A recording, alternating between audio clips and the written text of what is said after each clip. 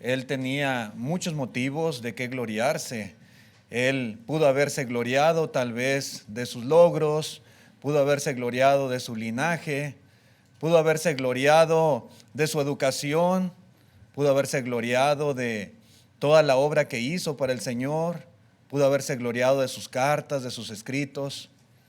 Sin embargo, él declara que de lo único que él se gloriaba era de la cruz de Cristo. Dice ahí en Gálatas capítulo 6, versículo 14. Gálatas 6, 14 dice el apóstol Pablo: pero lejos esté de mí gloriarme, sino en la cruz de nuestro Señor Jesucristo, por quien el mundo me es crucificado a mí y yo al mundo. La lección que vamos a estar considerando, hermanos, le he titulado Gloriarnos en la cruz de Cristo. Cuando Pablo habla de la cruz como un motivo de gloria, un motivo de orgullo, hermanos, él no hace referencia particularmente al objeto de madera en el cual las manos y los pies de nuestro Señor Jesucristo fueron clavados. No es el objeto en sí el motivo de gloria o de orgullo.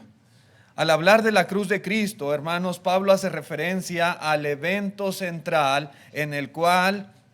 por el cual él vino a este mundo. El apóstol Pablo hace referencia a la muerte que él experimentó para redimirnos de nuestros pecados.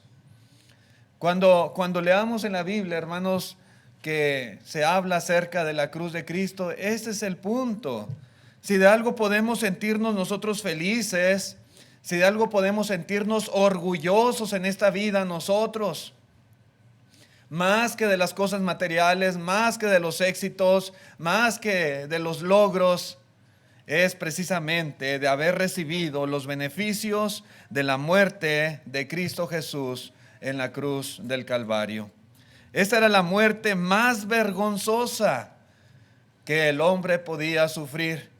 Significaba la mayor humillación que se le podía imponer a un ser humano.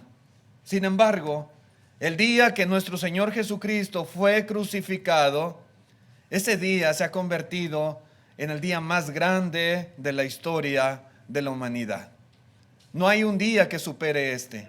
La influencia de esa cruz se ha convertido en el más poderoso, la influencia más poderosa, hermanos, en la historia del mundo. ¿Qué nos enseña la cruz de Cristo? ¿Qué significado podemos encontrar en ella? ¿Qué pensamientos debemos evocar ante la escena de la cruz? Una de las cosas que yo creo que son muy importantes tener en mente es lo grave del pecado. Dice la Escritura en la primera carta a Timoteo, capítulo 1 y versículo 15, palabra fiel y digna de ser recibidos por todos, que Cristo Jesús vino al mundo para salvar a los pecadores. Y dice Pablo, de los cuales yo soy el primero. Hermanos, la palabra de Dios reiteradamente nos está diciendo, nos está enfatizando que Jesús vino al mundo. Y vino al mundo no a salvar gente buena o gente justa o gente perfecta, sino que vino a salvar a los pecadores. Y como también dice Pablo a los romanos, no hay justo ni aun uno. Todos hemos pecado. Todos. Y por lo tanto destituidos de la gloria de Dios. Hermano, amigo, yo le pregunto, ¿qué sabe usted acerca del pecado? Porque Jesús vino a salvar a los pecadores, pero ¿qué tanto sabe usted acerca del pecado? ¿Qué hay en su mente cuando piensa acerca del pecado?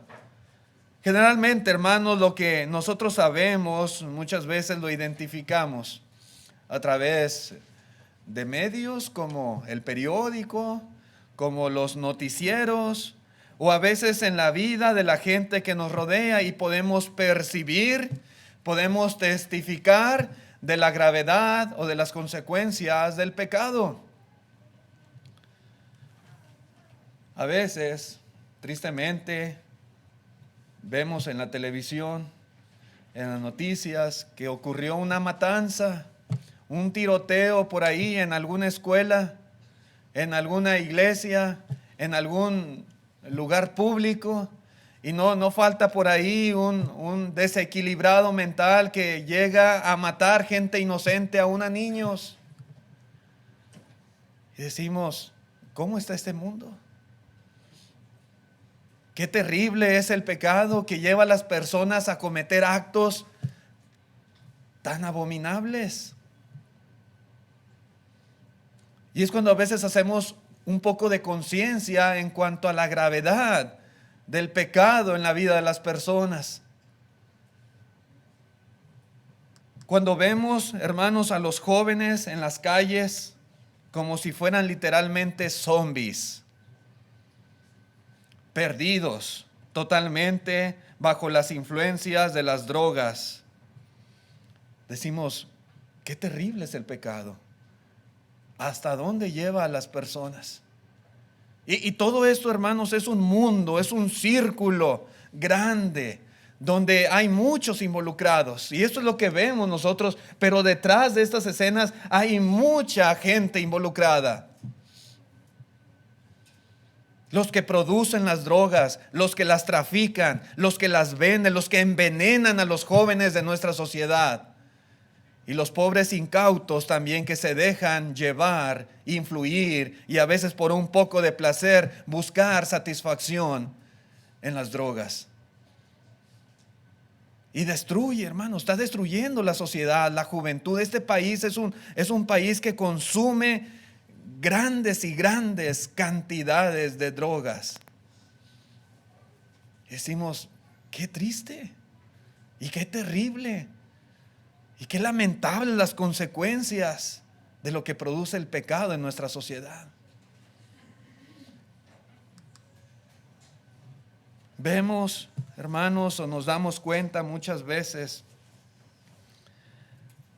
de cómo familias se destruyen cuando, por ejemplo, el padre de familia es adicto al alcohol, es un borracho. Y se la vive en la bebida alcohólica, bebiendo. La familia sufre las consecuencias. La esposa sufre, los hijos sufren. El hogar es desatendido. Padecen carencias por causa de que el marido no es responsable, simplemente le interesa estar ahí, consumiendo y malgastando lo que tiene. Y decimos, qué terribles son las consecuencias del pecado. Y al rato la mujer se fastidia ya de ese hombre y lo deja, y ese matrimonio termina, y ella va y se busca otro marido, y él pues tal vez otra mujer, y el pecado sigue avanzando y avanzando. Los hijos, ¿con qué imagen crecen? ¿Con qué imagen paterna? ¿Con qué imagen de la familia, del matrimonio? Y luego ellos van y repiten exactamente lo mismo. Y así es el pecado, hermanos. Y es cuando nos damos un poco de idea, ¿verdad? De lo terrible, de lo feo, de lo cruel, de lo destructivo que es el pecado en la vida de las personas. Pero hermanos, a pesar de los miles de ejemplos que pudiéramos considerar, no podemos calcular la terrible gravedad y la profundidad del pecado humano hasta que contemplemos la cruz del Calvario.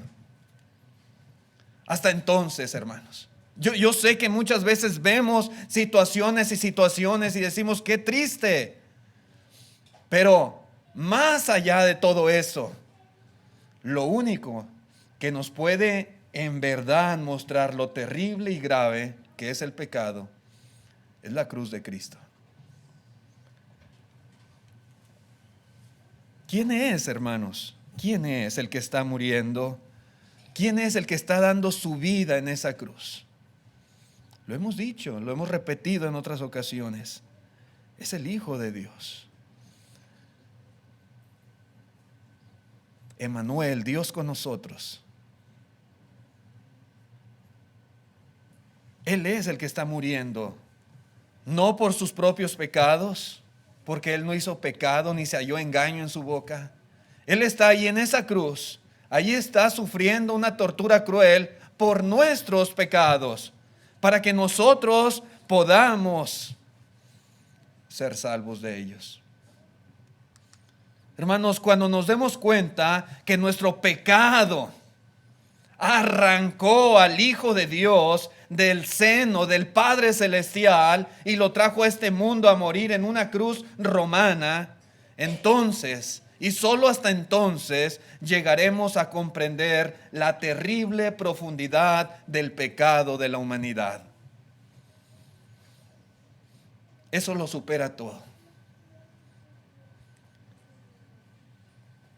Dice en Romanos capítulo 6, verso 23, porque la paga del pecado es muerte, mas la dádiva de Dios es vida eterna en Cristo Jesús, Señor nuestro.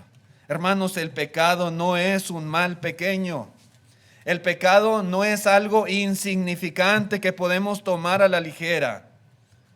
Podemos decir que el pecado es la segunda fuerza más grande del mundo, después del amor de Dios. Es algo grave, terrible y poderoso.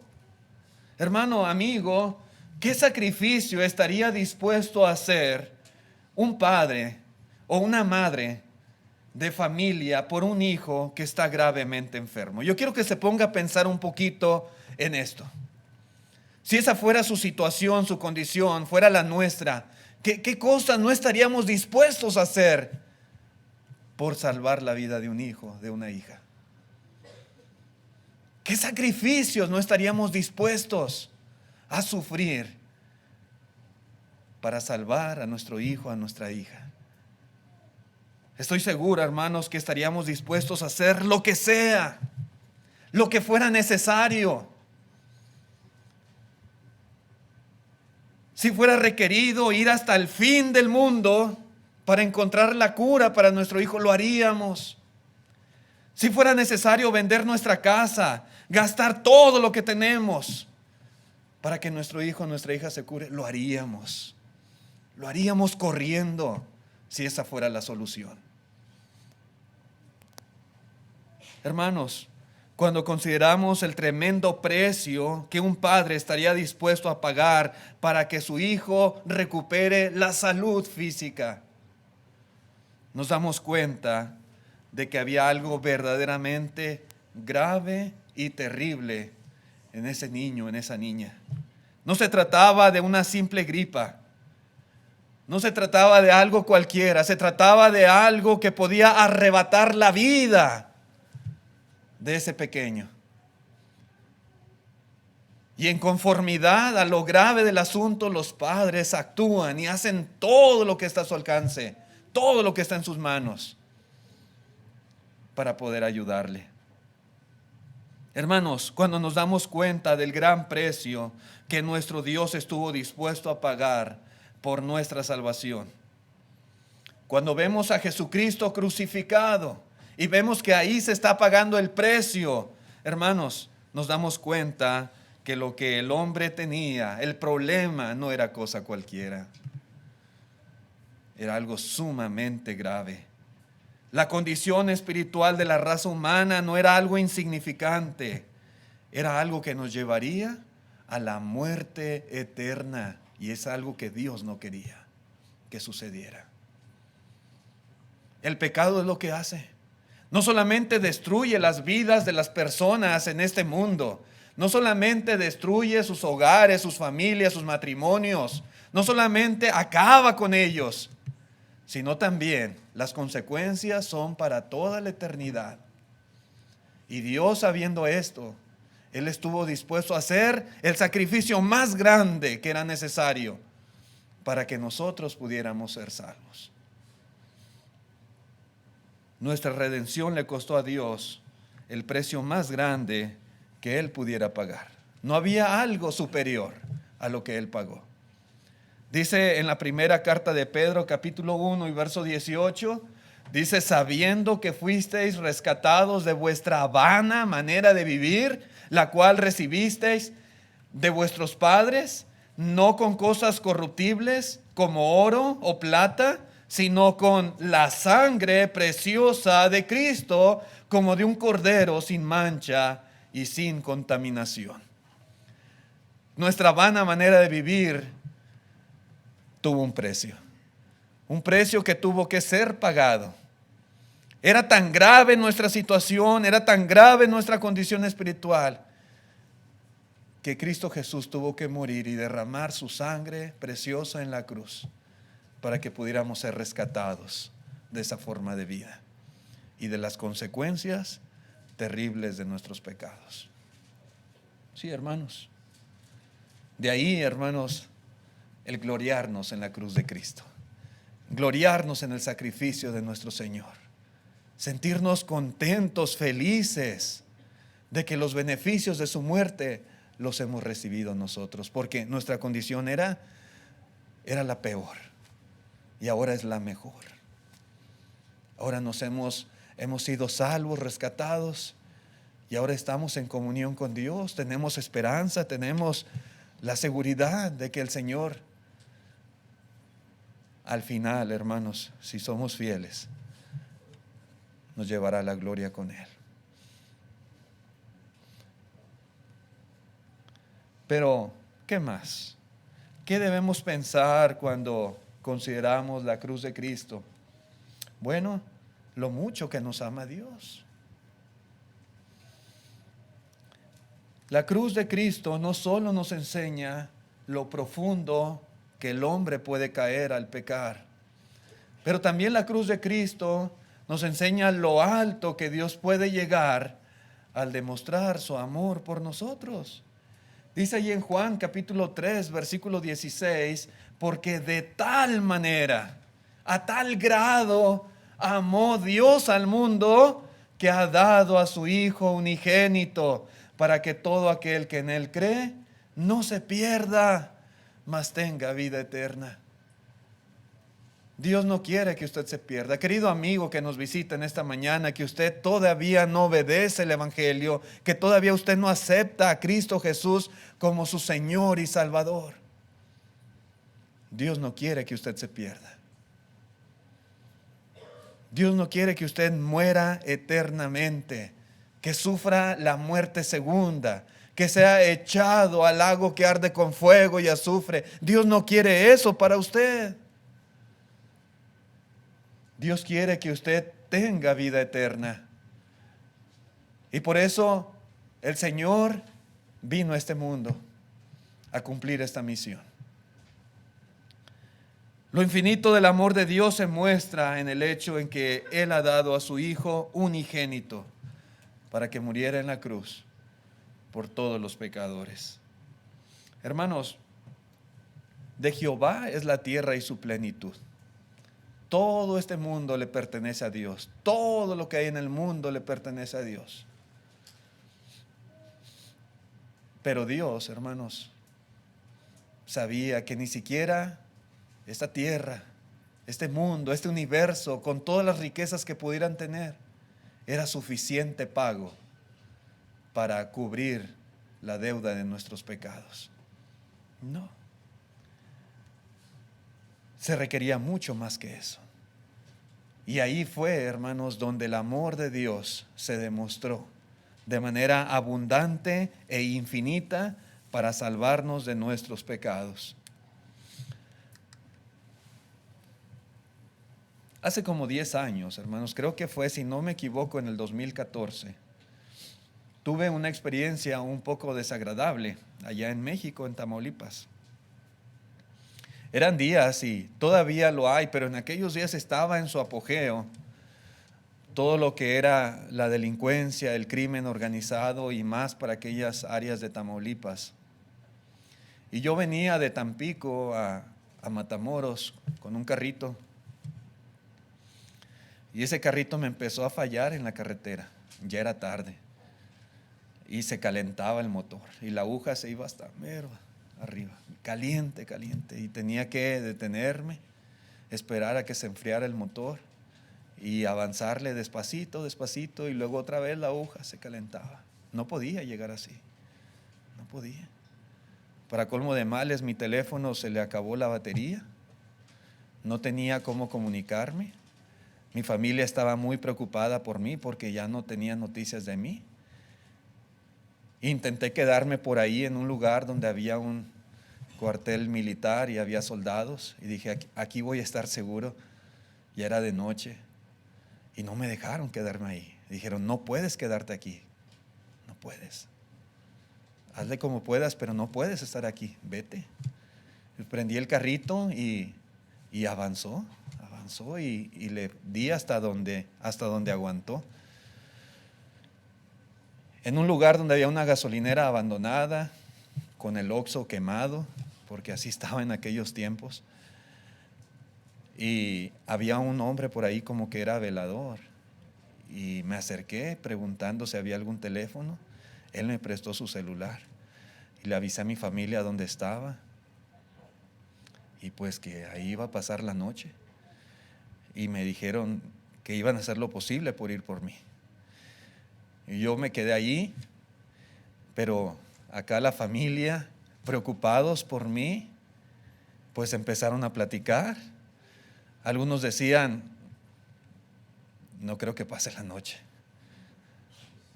Porque estaba la cosa muy peligrosa, hermanos. Estaba muy, muy fea la situación en esos días. Había muchos peligros y había muchas cosas que pasaban en las carreteras y en aquellos lugares. Y dijeron, no creo que la haga, la verdad. Y mi esposa, pues buscando ayuda para ir por mí. Algunos decían, yo no voy, yo no me arriesgo. Y bueno, pues yo a la expectativa y confiando en la providencia, en el cuidado de Dios, nada más. Finalmente, para no hacérselas tan largas, fue mi esposa, mi suegra. En esa ocasión andaba de visita el hermano Juan Carlos de Altamira y su esposa, la hermana Rosita, y el hermano Isidro Aguirre. Ellos 5 fueron por mí. Me fueron a buscar y llegaron y gracias a Dios que ellos me ayudaron. Jalamos el carro. Cuando andábamos amarrando el carro para que me jalaran, salieron unas camionetas de entre el monte. Eran hombres armados, con armas largas, chalecos antibalas. Se bajaron de la camioneta y nos dieron un buen susto. Pero gracias a Dios, hermanos, que no nos pasó nada. Gracias a Dios que nos cuidó. Gracias a Dios que nos dejaron ir. Gracias a Dios que llegamos a casa sanos y salvos. Si a lo mejor me hubieran visto a mí solo, a lo mejor otra cosa hubiera pasado y me hubieran llevado y tal vez mi familia nunca me hubiera vuelto a ver. Pero vieron familia allí y gracias a Dios, hermanos, que al final nos dejaron ir. Pero mi punto es, hermanos, ¿qué estaríamos dispuestos a hacer por amor a alguien? ¿Qué estaríamos dispuestos a hacer? ¿Seríamos capaces de arriesgar nuestra propia integridad? ¿Seríamos capaces de exponer nuestras propias vidas por ayudar a alguien más que necesita? ¿Lo haríamos? Algunos sí, otros no. Algunos dirían, no cuenten conmigo. Yo no puedo, a mí me da miedo, está muy fea la situación, no, yo no quiero arriesgarme. Otros dirán, sí, yo me arriesgo, yo voy. Sé que hay peligro, pero por amor a esa persona lo voy a hacer. Hermanos, Jesús, el Hijo de Dios, al ver que estábamos destinados a la muerte y al infierno, Él no dudó. Él no dudó un instante en dejar las glorias del cielo y dar su vida en la cruz para salvarnos a nosotros. Él nos dijo, no, está muy feo. Él no dijo, no, va a estar muy peligroso. Él no dijo, no, voy a sufrir mucho, me van a golpear muy fuerte. No, me van a matar de una manera terrible. No, mejor no voy. Él no dijo eso. Él no dijo, porque Él nos amaba. Porque verdaderamente, hermanos, con todo su corazón Él quería lo mejor para nosotros. Él quería que fuéramos salvos, aun cuando eso implicaba dar su propia vida en sacrificio. Él lo hizo así. Cuando una persona dice que nos ama, y tal vez alguien se lo ha dicho a usted y a lo mejor lo creemos. Pero cuando estas personas están dispuestas a sacrificarse por nosotros, sabemos que en verdad nos ama. Lo sabemos. Sabemos que no son solo palabras que a veces se lleva el viento. En verdad nos aman porque nos están demostrando y aún a veces hasta se arriesgan a sí mismos por nosotros.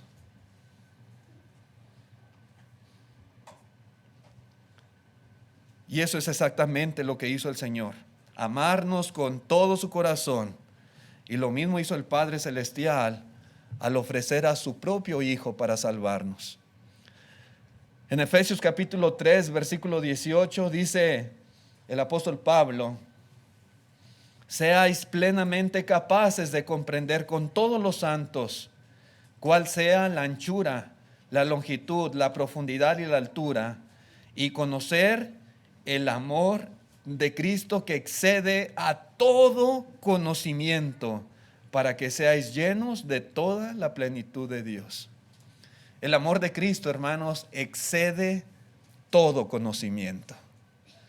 ¿Podemos nosotros tratar de calcular el amor de Dios? No podemos. Excede todo conocimiento. ¿Podemos tratar de equipararlo, de compararlo con otra situación? No se puede. No hay nada, hermanos, que pueda compararse al amor de Dios.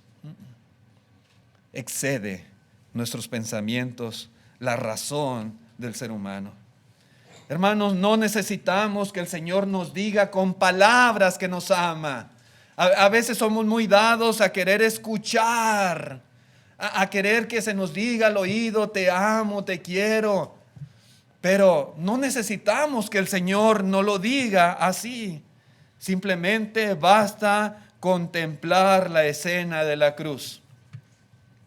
Ver a Cristo crucificado. Ver los surcos en su carne a causa de los latigazos que Él recibió. Ver su rostro desfigurado a causa de los puñetazos y los golpes con los palos. Mirar la corona de espina clavada en su cabeza. Mirar sus manos y sus pies perforados por aquellos clavos. Hermanos, Él no necesita decirnos nada. Simplemente nos muestra sus heridas y nos deja en claro que nos ama más de lo que nadie jamás pudiera amarnos. Él no dice con palabras, Él no lo demuestra con hechos que en verdad nos ama. La escena de la cruz, hermanos, nos deja muy en claro lo grande del amor de Dios por todos nosotros y por toda la humanidad. Él nos ama.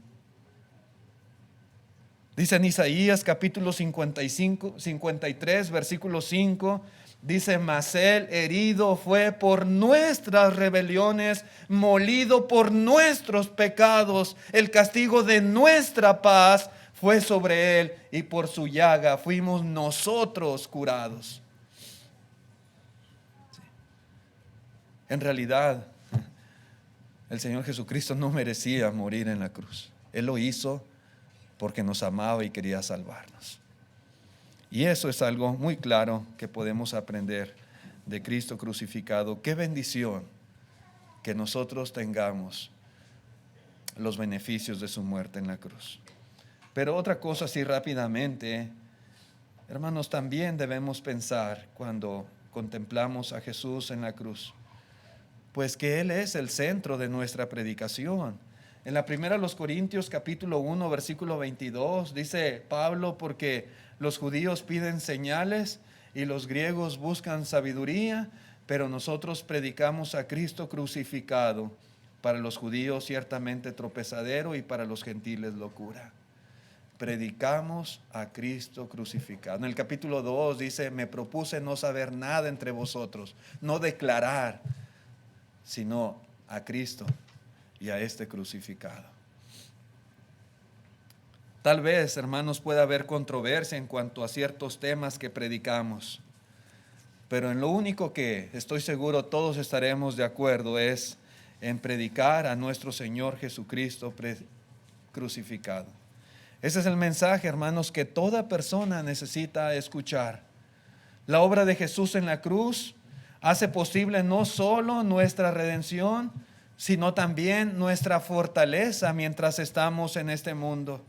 Aquellos que viven perdidamente en pecado por causa de la influencia del mundo, por causa de la corriente de este mundo, por causa de los deseos de la carne, hermanos, esos que van derecho, con destino a la condenación eterna, necesitan ellos escuchar acerca de Jesús.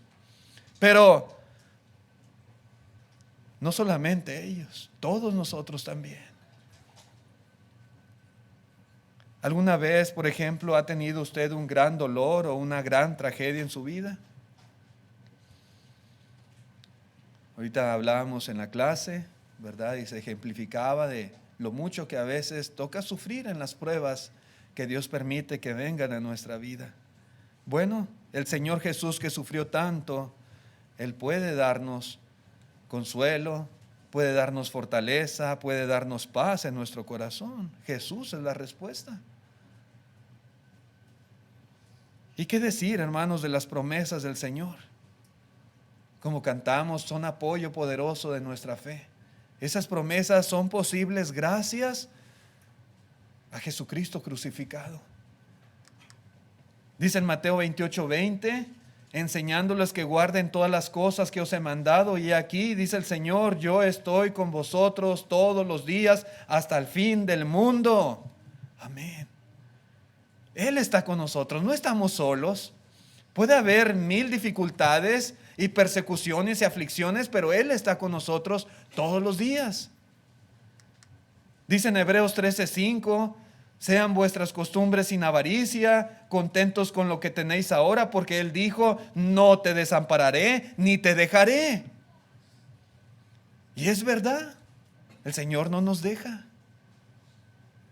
no nos desampara.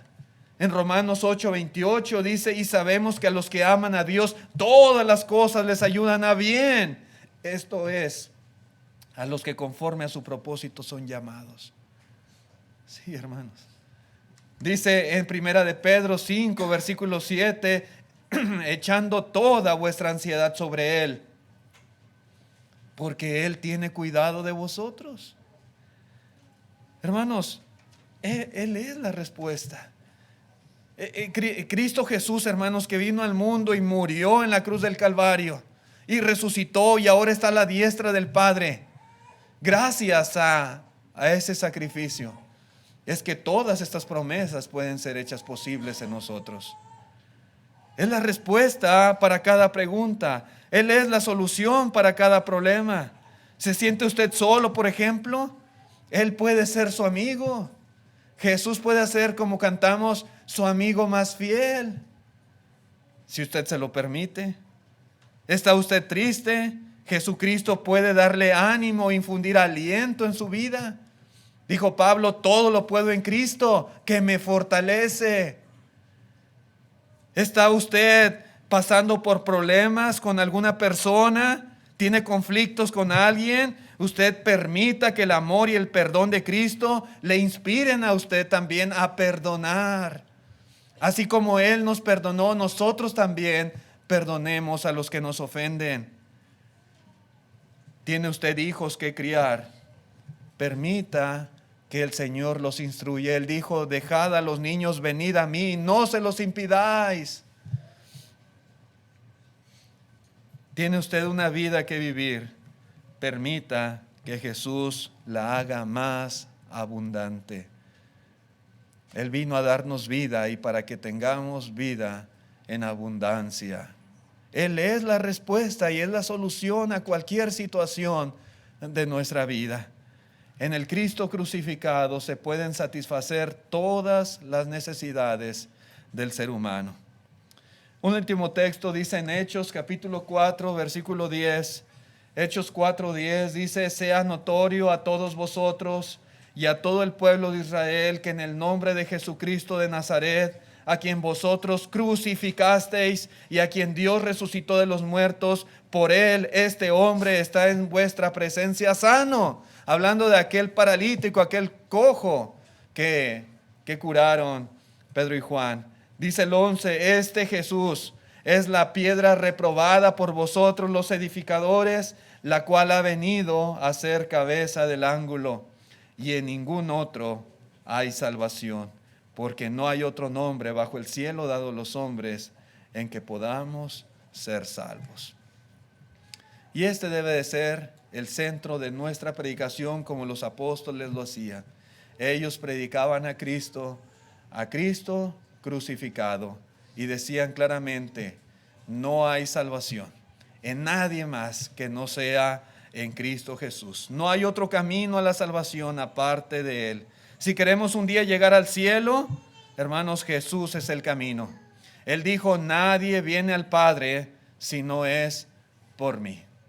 Él es el único camino, la única vía para poder llegar al cielo con el Padre Celestial. Ser una buena persona no es suficiente para llegar al cielo. Ser un buen padre, un buen esposo, un buen ciudadano no basta para llegar al cielo. No es el camino que nos va a llevar al cielo. Somos salvos por la sangre de Cristo Jesús, que fue derramada en aquella cruz por nuestros pecados. Esa sangre, cuando es aplicada a nuestra vida, entonces sucede lo que acabamos de explicar. El Señor nos perdona y somos reconciliados con Dios. ¿Cómo puede ocurrir esto? He reiterado en esta lección: gracias a Dios, y nos sentimos felices y podemos sentirnos orgullosos y gloriarnos de que hemos recibido los beneficios de la muerte de Jesús en la cruz. ¿Cómo es que una persona puede recibir estos beneficios? ¿Cómo es que una persona puede ser perdonada por la sangre de Jesús y recibir el perdón de sus pecados? El Señor Jesús ha establecido un plan de salvación para todo ser humano. No hay otra forma de ser salvo sino a través de Cristo. Y Cristo, hermanos, ha dejado este plan. Cada persona necesita oír la palabra de Dios. Cada persona necesita creer en el mensaje del Evangelio y por tanto creer en Cristo. Que Él vino a salvarle sus pecados, que Él dio su vida por él. El Hijo de Dios, de la misma naturaleza que el Padre Celestial, vino a morir en una cruz. Cada persona necesita arrepentirse de todos sus pecados y proponerse en su corazón ya no pecar más contra Dios. Cada persona necesita confesar su fe en Jesús. Declarar abiertamente, como lo hizo aquel eunuco: yo creo que Jesucristo es el Hijo de Dios. Y cada persona necesita ser bautizada para el perdón de sus pecados. Cuando la persona es bautizada, es sepultada juntamente con Cristo. Y es allí donde la sangre del Señor le lava, le limpia, le purifica, le santifica. Y de ahí en adelante, hermanos, como una nueva criatura, perseverar en la fe. Cada día, hasta que el Señor venga o hasta que el Señor nos llame de este mundo. ¿Hay alguien en esta mañana que no ha obedecido el Evangelio de nuestro Señor? ¿Hay algún amigo, alguna amiga que aún no ha recibido el perdón de sus pecados? ¿Hay alguien que en verdad entienda lo grave de su condición espiritual y quiera cambiar? ¿Quiera ser diferente? ¿Quiera ser perdonado? ¿Quiera ser salvo? ¿Hay alguien? Hoy es el día de salvación. El Señor le está esperando con los brazos abiertos. Esos mismos brazos abiertos que tuvieron que abrirse para que sus manos fueran traspasadas con unos clavos. Esos mismos brazos le están esperando a usted para recibirle. El Señor le invita. Nosotros le invitamos también con todo nuestro corazón. Vamos a cantar el himno de invitación. Puestos de pie todos, por favor, para cantar el himno que nuestro hermano va a cantar. Y después del himno, si alguien quiere venir a Cristo y ser bautizado, puede manifestarlo. Hermano.